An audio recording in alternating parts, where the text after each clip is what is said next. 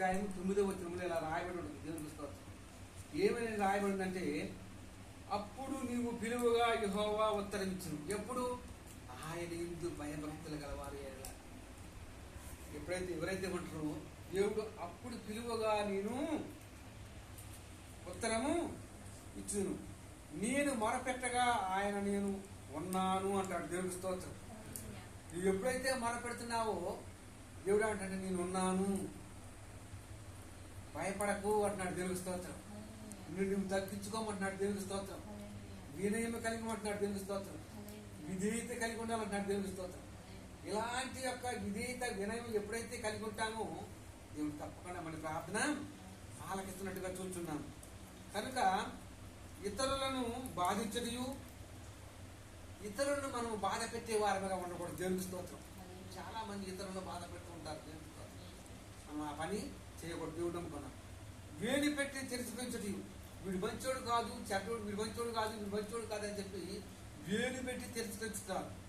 చాలా మంది తెరిచిపెంచుతున్నారు. దేవుడికి స్తోత్రం. చెడ్డదానిని బట్టి మాట్లాడు. దేవుడికి స్తోత్రం. చెడ్డదానిని బట్టి ఆమె చెడిపోయినప్పుడు నువ్వు ఆ గురించి నువ్వేం మాట్లాడుతున్నాడు. తర్వాత నీవు విని ఆశించిన దానిని ఆకలి కొనువానికి ఇచ్చి శ్రమపడిన వానిని వృద్ధిపరిచిన ఎడల చీకటిలో ఎప్పుడు ప్రకాశిస్తుందా? చీకటిలో నీ వెలుగు ప్రకాశించాలంటే నీకున్న దాంట్లో కష్టంలో శ్రమపడ్డ వారికి ఇది బిడ్డయ్యా. ఇప్పుడు మొత్తం అన్నమే కదా పెట్టేది. దేవునికి స్తోత్రం. చూసారా, నువ్వు పెట్టింది కొన్నేలేని భక్తి పరుడున్నాడు. దేవునికి స్తోత్రం. ఇటలీ పటాలం అనే పటాలంలో కొన్నేలేని భక్తి పరుడు ప్రార్థన చేయగా నీ ప్రార్థనలు నా సన్నిధికి విన్నపడినవి, నీ ధర్మ కార్యములు నా సన్నిధికి చేరినవి అని దేవుడే సమాధానం చెప్పినట్టుగా మనము చూస్తున్నాం. తర్వాత అంధకారము నీకు దేవునికి స్తోత్రం. చీకటిలో ఉన్న నీకు వెలుగుగా ఉంటాడు. దేవునికి స్తోత్రం. వెలుగుగా ఉంటే నీకు అంతా కూడా శుభమే జరుగుతుంది. దేవునికి స్తోత్రం. తర్వాత యెహోవా నిత్యము నిన్ను నడిపిస్తాడు. దేవునికి స్తోత్రం.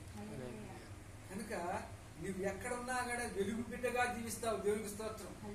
చీకటి బిడ్డగా ఎంత మాత్రం ఉండవు. దేవునికి స్తోత్రం. కనుక ఈ లోకం ఉంటున్న మనము చీకటి బిడ్డలుగా ఉండటానికి వీల్లేదు. వెలుగు సంబంధినిగా జీవించాలి. నేను వెలుగు సంబంధిని గాక గనుక నన్ను వెంబడించేవాడు చీకటిలోడుక వెలుగులో నడుచుకుంటున్నాడు. దేవునికి స్తోత్రం. కనుక మనం భయపడతా అంటున్నాం. దేవునికి స్తోత్రం. దేనికి నువ్వు భయపడవలసిన పని లేదు.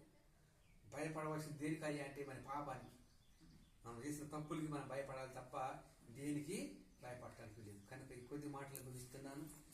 కనుక క్రిస్టోఫర్ 810 ఈ ఛానల్ సబ్స్క్రైబ్ చేస్తుందిగా కోరుతున్నాను.